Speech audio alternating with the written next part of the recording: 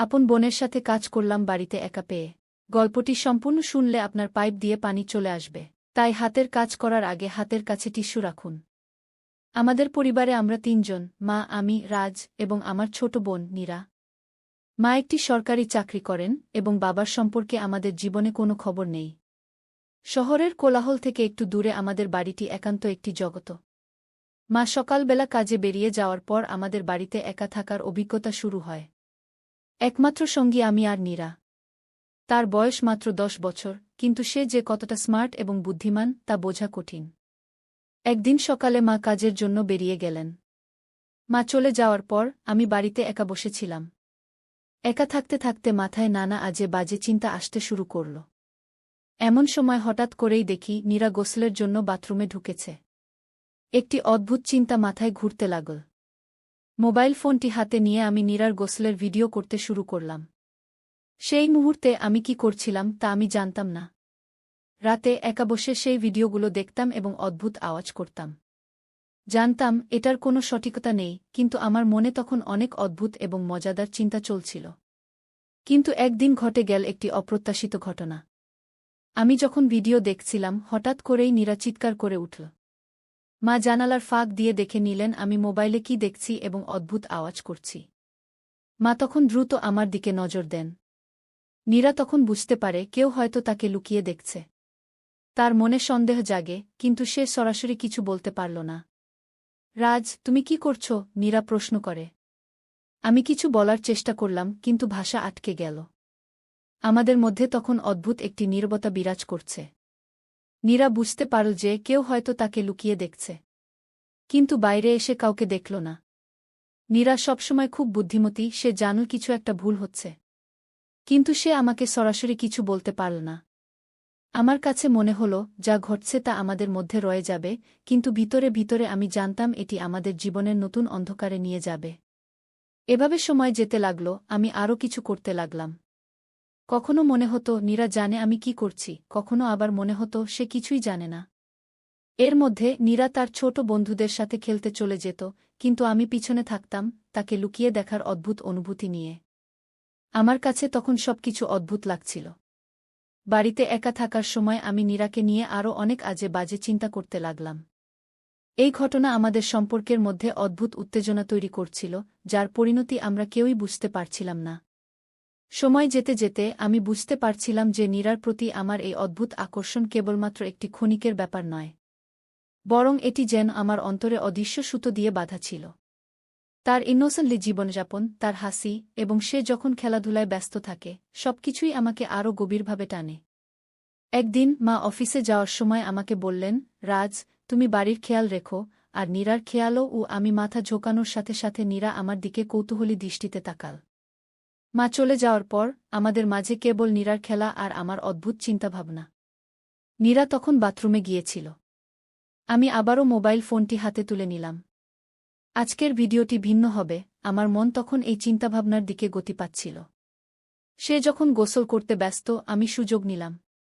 কিন্তু আজ আমার মনে অদ্ভুত এক দ্বন্দ্ব চলছিল। আমি জানি এটা ঠিক নয়, কিন্তু আগের মতো আর নিজেকে আটকে রাখতে পারছিলাম না। ভিডিওটি শুরু করার পর হঠাৎ করেই নীরার ভয়ানক চিৎকার শুনলাম। আমি মুহূর্তেই বিপর্যস্ত হয়ে গেলাম। রাজ, তুমি কি করছো? তার গলার আওয়াজে আমাকে যেন সজাগ করল। আমার মনে হলো সে সব কিছু বুঝতে পারছে।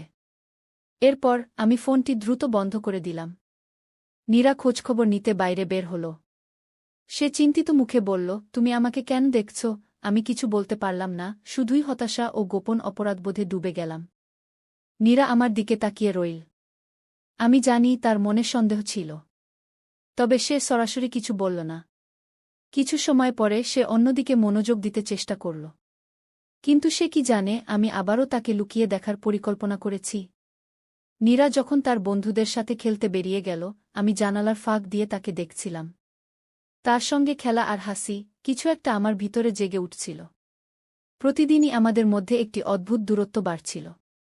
আমি জানি এটা ভুল হচ্ছে, কিন্তু আমি কিছু করতে পারছিলাম না। নীরার মনোজ্ঞ হাসি আমার মনে একটা অস্বস্তি তৈরি করছিল। যখন সে আমার সামনে এসে দাঁড়াত, আমি অনুভব করতাম যেন সে জানে আমি তাকে লুকিয়ে দেখছি। কিন্তু সে কিছু বলতে পারছিল না। সেই দিনগুলোতে আমি একটি গোপন রহস্যের মধ্যে প্রবেশ করলাম, যা আমাদের সম্পর্ককে আরও জটিল করে তুলেছিল। এরপর থেকে আমার কার্যকলাপগুলো আরও গোপনে চলে যেতে লাগল। আমি ভেবেছিলাম, যদি কখনো সে সত্যটা বুঝতে পারে তাহলে কি হবে? কিন্তু আমার মনে সেই অদ্ভুত আকর্ষণ ক্রমাগত বেড়ে চলছিল। মাঝে মাঝে নীরা আবার আমার দিকে তাকিয়ে থাকত। মনে হতো সে কিছু বুঝতে পারছে, কিন্তু কখনো কিছু বলত না। আমি জানি আমাদের মধ্যে কিছু একটা অস্বাভাবিক ঘটছে।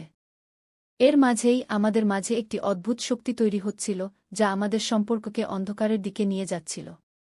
কিছুদিন পর নীরা তার বন্ধুর সাথে খেলাধুলা করে ফিরে আসার পর আমার প্রতি আরও কৌতূহল প্রকাশ করতে লাগল। তার সজাগ দৃষ্টি যেন সবকিছু উপলব্ধি করছিল। একদিন যখন সে বাইরে থেকে ফিরে এলো, সে আমার দিকে তাকিয়ে বলল, রাজ, তুমি কি আমাকে জানলা দিয়ে দেখছ? আমি কিছু বলার চেষ্টা করলাম, কিন্তু কোনো শব্দ বের হল না। হৃৎপিণ্ডের ধুকপুকানি যেন আমার কানে কানে বাজছিল। নীরা একটু এগিয়ে এসে বলল, তুমি কি আমাকে লুকিয়ে দেখছ? আমি তখন মাথা নিচু করে রইলাম। নীরা বলল, আমি জানি তুমি আমাকে লুকিয়ে দেখছ। আমি তোমার জন্য খারাপ কিছু মনে করছি না। কিন্তু কেন? তার প্রশ্ন আমাকে আরও ভাবনার মধ্যে ফেলে দিল।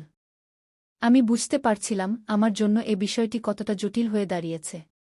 একদিকে নীরার ইনোসেন্স, অন্যদিকে আমার অদ্ভুত আকর্ষণ, সব কিছুই যেন আমাকে চাপে ফেলছিল। দিনগুলো যেতে থাকলে আমি নীরার কাছে নিজেকে আরও বেশি সন্দেহজনকভাবে তুলে ধরছিলাম। সে তখন মাঝে মাঝে আমাকে প্রশ্ন করত, রাজ, তুমি কি কিছু লুকাচ্ছ? কিন্তু আমি অজানা অপরাধবোধে তার প্রশ্নের উত্তর দিতে পারছিলাম না। এক সন্ধ্যায় যখন মা কাজ থেকে ফিরলেন, তিনি আমাদের উভয়ের মধ্যে অদ্ভুত পরিবেশ বুঝতে পারলেন। মা বললেন, কিছু সমস্যা হচ্ছে কি, রাজ? আমি মাথা ঝুঁকিয়ে বললাম, না মা। কিন্তু নীরা তখন আমার দিকে এক দৃষ্টিতে তাকাল, যেন সে কিছু জানতে চায়। তারপর থেকেই নীরা প্রায় আমাকে অনুসরণ করতে শুরু করল। সে বলত, আমি তোমার পেছনে আছি রাজ।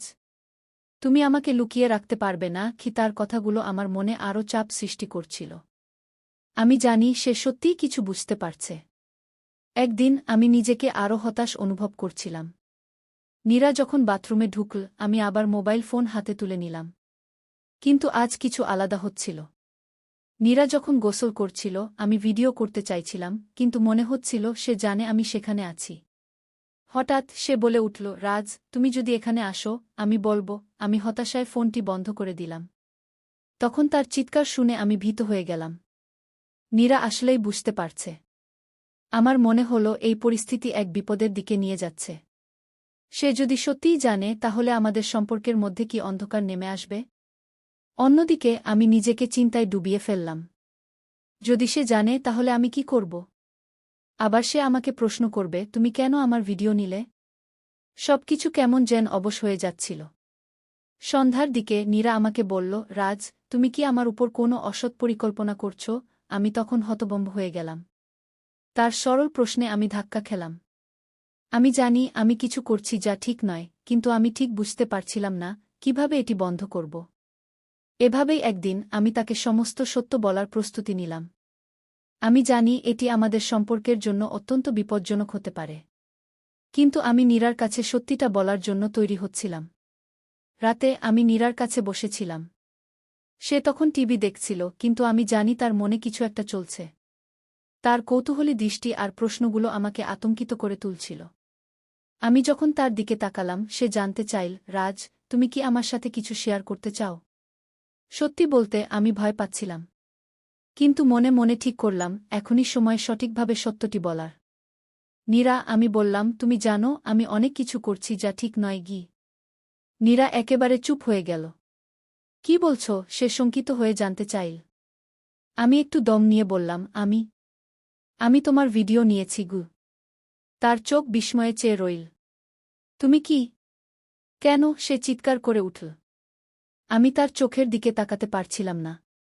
আমি জানি এটা ঠিক নয়, কিন্তু আমি তোমার প্রতি এক অদ্ভুত আকর্ষণ অনুভব করতাম গু।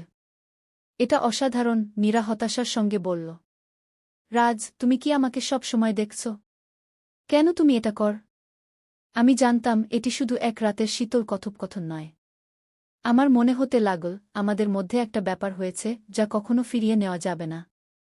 আমি জানি এটা ভুল, কিন্তু আমি নিজেকে কন্ট্রোল করতে পারছিলাম না। তুমি জানো আমাদের মধ্যে কিছু একটা অদ্ভুত। আমি এটা থামাতে চাই। নীরা কিছুক্ষণ চুপ রইল। আমি তার মুখের দিকে তাকালাম। সে যেন এক গভীর চিন্তায় ডুবিয়ে আছে। রাজ, তুমি যদি সব কিছু মেনে নাও তাহলে আমাদের সম্পর্ক নষ্ট হবে না। আমরা ভাইবোন এবং আমাদের মধ্যে কিছু একটা হওয়া উচিত নয় গিয়ে। আমি বুঝতে পারলাম সে সত্যিই পরিস্থিতি বুঝতে পারছে। কিন্তু আমি জানি না কিভাবে সব কিছু ফিরিয়ে নিতে হবে। আমি শুধু চাই তুমি আমাকে বুঝো। আমার উপর আরোপ করা চাপের পরিবর্তে তুমি আমাকে খুলে বলো। আমি বুঝতে পারব। কিন্তু আমাদের মধ্যে সম্পর্কের সীমা থাকা উচিত। আমি জানি তুমি একা অনুভব কর, কিন্তু আমরা একে অপরকে নিয়ে চলব। এরপর আমি অনুভব করলাম আমাদের মধ্যে আরও একটি স্তর তৈরি হচ্ছে। তবে তা আমাদের মধ্যে একটি ভাইবোনের সম্পর্কের প্রতি বিশ্বাসের সাথে ছিল। নীরা বলল, আমাদের নিজেদের মতো থাকতে হবে। আমি তোমার প্রতি আস্থা রাখি, কিন্তু তুমি যদি আমার উপর চাপ সৃষ্টি করো তাহলে তা সত্যিই বিপজ্জনক হবে। আমার মনে হল নীরা বুদ্ধিমতী সিদ্ধান্ত নিচ্ছে। আমি প্রতিশ্রুতি দিচ্ছি আমি আর কখনো এমন কিছু করব না, আমি বললাম। দিনগুলোতে আমাদের মধ্যে অদ্ভুততা কমতে লাগল। আমরা আবার ভাইবোনের মতো সময় কাটাতে শুরু করলাম। একসাথে পড়া, খেলা, সর্বত্র আমাদের সম্পর্ক নতুন এক মাত্রা পেয়ে গেল। কিন্তু মাঝে মাঝে আমি অনুভব করতাম সেই অদ্ভুত অনুভূতি এখনও আছেই। তবে নীরা সেটিকে উপেক্ষা করতে শিখেছিল। আর আমি জানি আমি আর কখনো সেই পুরানো পথে ফিরতে চাই না। একদিন মা কাজ থেকে ফিরে এসে বললেন, তোমরা দুজন কি ঠিক আছো? আমরা একসাথে হাসলাম। মা বুঝতে পারলেন আমাদের মধ্যে একটি সম্পর্কের পরিবর্তন ঘটেছে। আমরা একে অপরকে নিয়ে নতুনভাবে জীবন যাপন শুরু করলাম। আমি জানি মাঝে মাঝে অন্ধকারের দিকে যাওয়ার সুযোগ ছিল, কিন্তু আমরা তা কাটিয়ে উঠতে সক্ষম হয়েছিলাম। এভাবেই আমাদের পরিবার আবার শান্তি ফিরে পেয়েছিল। যদিও পরিস্থিতি একেবারেই সহজ ছিল না, তবে আমরা সিদ্ধান্ত নিয়েছিলাম যে ভাইবোনের সম্পর্কের উপরে কিছু বিশেষ মূল্যবান। আমরা জীবনের প্রতিটি মুহূর্ত উপভোগ করলাম, আর অদ্ভুততার মধ্যে একটি নতুন সম্পর্ক গড়ে তুললাম। এটি আমাদেরকে আরও শক্তিশালী করে তুলেছিল। নীরার সাথে আমার সেই কথোপকথনের পর আমি ভাবছিলাম সবকিছু হয়তো স্বাভাবিক হয়ে যাবে। কিন্তু সময়ের সাথে সাথে আমি অনুভব করলাম আমাদের মধ্যে সেই অদ্ভুত দূরত্বটা আসলে পুরোপুরি মুছে যায়নি। নীরাও হয়তো আমাকে সম্পূর্ণভাবে বিশ্বাস করতে পারছে না। কখনো কখনো সে আমার দিকে তাকায় যেন আমি এখনও কিছু লুকিয়ে রাখছি। একদিন রাতে যখন মা কাজ থেকে ফিরতে দেরি করছিল, নীরা তার ঘরে ছিল। আমি নিজেও ভাবছিলাম আমাদের সম্পর্ক নিয়ে। হঠাৎ করেই মনে হল নীরার সেই সন্দেহের দৃষ্টিগুলো আবার ফিরে আসছে। আমি তার ঘরের সামনে গিয়ে দেখলাম সে চুপচাপ বসে আছে, যেন কিছু ভাবছে। নীরার ঘরের দরজা খুলে আমি ঢুকতে চাইছিলাম, কিন্তু ঠিক তখনই নীরা ঘুরে তাকাল। তার চোখে আবার সেই কঠিন দৃষ্টি। রাজ, তুমি কি এখনও আমাকে নিয়ে কিছু ভাবছ? আমি চমকে উঠলাম। না নীরা, আমি তো শুধু তোমার খোঁজ নিতে এসেছিলাম। তুমি কি সত্যি বলছ? তোমার চোখ আমাকে বলছে তুমি আবারও কিছু করছ। নীরা ধীরে ধীরে এগিয়ে এল। তার মুখের অভিব্যক্তিতে স্পষ্ট হয়ে গেল সে আবারও সন্দেহ করছে। আমি বললাম, আমি সত্যিই প্রতিশ্রুতি দিয়েছি নীরা। আর কোনো ভুল করব না। কিন্তু সে আমার কথা পুরোপুরি বিশ্বাস করতে পারছিল না। আমাদের মধ্যে তখন এক অদ্ভুত নীরবতা বিরাজ করছিল। এই নীরবতাই যেন আমাদের সম্পর্কের এক অন্ধকার প্রান্তের দিকে নিয়ে যাচ্ছিল। এরপর কয়েকদিন পেরিয়ে গেল। একদিন মা হঠাৎই অফিস থেকে ফোন করলেন। মা বললেন, আজ রাতে খুব জরুরি মিটিং আছে, আমি ফিরতে দেরি করব। তোমরা দুজন ভালোভাবে থেকো গো। মায়ের অনুপস্থিতিতে নীরার মন খারাপ লাগছিল। সে বারবার আমার দিকে তাকাচ্ছিল যেন সে কিছু বলতে চাইছে। আমি তার মনোভাব বুঝতে পারছিলাম, কিন্তু কিছু বলতে সাহস পাচ্ছিলাম না। রাতে যখন ঘুমানোর সময় হল, আমি নীরার ঘরের দরজার সামনে এসে দাঁড়ালাম। হঠাৎ করেই আমি আবারও সেই অদ্ভুত তাড়না অনুভব করলাম। আমি জানি এটি ঠিক নয়, কিন্তু কিছু একটা আমাকে টেনে নিচ্ছিল। আমি দরজার ফাঁক দিয়ে তাকালাম এবং দেখলাম নীরা শুয়ে আছে, কিন্তু সে তখনও জেগেছিল। আমার দৃষ্টি ওর দিকে আটকে গেল। সেই মুহূর্তে আমি আবারও ভেতরে এক অস্বাভাবিক আকর্ষণ অনুভব করলাম। ঠিক তখনই নীরা ধীরে ধীরে উঠে বসল। রাজ, তুমি কি আবারও আমাকে লুকিয়ে দেখছ? আমার হৃৎপিণ্ড শক্ত হয়ে গেল। সে ধীরে ধীরে এগিয়ে এসে বলল, তুমি প্রতিশ্রুতি দিয়েছিলে, কিন্তু আমি বুঝতে পারছি তুমি নিজেকে আটকে রাখতে পারছ না। কি হয়েছে রাজ? আমি কিছু বলতে পারছিলাম না। নীরার কথাগুলো আমার সমস্ত অপরাধবোধকে জাগিয়ে তুল। আমি জানি নীরা, আমি বললাম, কিন্তু আমি চেষ্টা করছি। আমি তোমার থেকে দূরে থাকতে চাই, কিন্তু নীরা কিছুক্ষণ চুপ করেছিল। তারপর বলল, রাজ, আমি বুঝতে পারছি তুমি কষ্ট পাচ্ছ। কিন্তু আমাদের এটা বন্ধ করতে হবে। আমরা এমন অবস্থায় পৌঁছে যাচ্ছি যেখানে আমরা একে অপরকে নষ্ট করে ফেলব। তোমার উচিত নিজের নিয়ন্ত্রণ নেওয়া, রাজ। আমাদের সম্পর্ক স্বাভাবিক হোক, এটাই আমি চাই। আমি তার কথার গুরুত্ব বুঝতে পারলাম। কিন্তু আমার ভেতরের দ্বন্দ্ব যেন আমাকে ছেড়ে যেতে চাইছিল না। এরপর সেই রাতে আমি আমার ঘরে ফিরে গেলাম। সবকিছু যেন এক গোপন ভয় এবং অসহায়ত্বে আচ্ছন্ন হয়ে পড়ল। কিন্তু গল্প এখানেই শেষ নয়। কিছুদিন পর নীরা হঠাৎ করে আমার সামনে এসে দাঁড়াল। তার হাতে একটা ডায়েরি ছিল। রাজ, তোমার এই কাজের পেছনের কারণ আমি জানি, সে বলল। আমি চমকে উঠলাম। তুমি এই ডায়েরিতে লিখেছ এবং আমি তা পড়েছি। আমি পুরোপুরি বিপর্যস্ত হয়ে গেলাম। নীরা জানত। তার চোখে ছিল গভীর কৌতূহল এবং চাপা দুঃখ। তুমি নিজেই জানো আমাদের এমন কিছু করা উচিত নয়। কিন্তু আমি এখনও তোমাকে ক্ষমা করতে পারি, যদি তুমি আমার কথা শোনো। আমার মাথা নিচু করে বললাম, আমি সত্যিই চেষ্টা করব নীরা। আমি প্রতিশ্রুতি দিচ্ছি, এবার আমি সত্যি নিজেকে বদলাব। নীরা চুপ করে রইল, কিন্তু তার মুখে একটা স্বস্তির ছাপ ফুটে উঠল। এই ঘটনা থেকে আমাদের জীবনে পরিবর্তন এল। আমি ধীরে ধীরে আমার অদ্ভুত চিন্তাগুলো থেকে মুক্তি পেতে শুরু করলাম। নীরা আমাকে ক্ষমা করেছিল, কিন্তু তার শর্ত ছিল, আমাদের সম্পর্ক সব সময়ের মতো স্বাভাবিক থাকতে হবে। এইভাবে আমাদের জীবনের গল্প এক নতুন পথে এগিয়ে চল। আমাদের এই গল্পটি ভালো লাগলে আমাদের চ্যানেলটি সাবস্ক্রাইব করে ভিডিওতে লাইক কমেন্ট করে দিন।